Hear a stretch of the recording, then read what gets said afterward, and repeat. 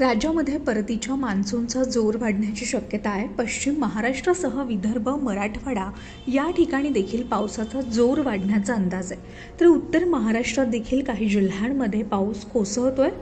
याच विषयीचा आढावा घेऊयात व्हिडिओच्या माध्यमातून। मुंबईसह उपनगरात मध्यम स्वरूपाच्या पावसाची शक्यता आहे, मात्र मुंबईमध्ये उकाडा कायम जाणवेल।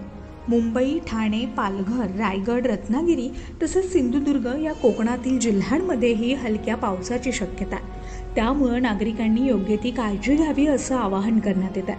मुंबईत उद्या 27 अंश सेल्सिअस कमाल तर 21 अंश सेल्सिअस किमान तापमान असेल।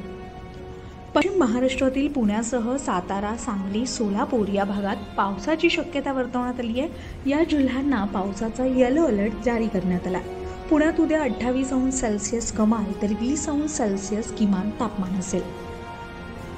हवामान विभागानं विदर्भातील अमरावती, वर्धा, नागपूर आणि भंडारा या जिल्ह्यांमध्ये मुसळधार पावसाची शक्यता वर्तवली आहे। या सर्व जिल्ह्यांना पावसाचा येलो अलर्ट जारी करण्यात आला आहे।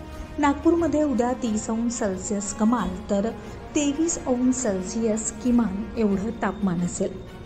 मराठवाड्यातील बीड, परभणी, नांदेड, लातूर आणि धाराशिव या जिल्ह्यांनाही पावसाचा अलर्ट देण्यात आला आहे। शेतकऱ्यांनी आपल्या शेतमालाची काळजी घ्यावी असं आवाहन करण्यात येत आहे। छत्रपती संभाजीनगरमध्ये उद्या 28 अंश सेल्सिअस कमाल तर 21 अंश सेल्सिअस किमान तापमान असेल।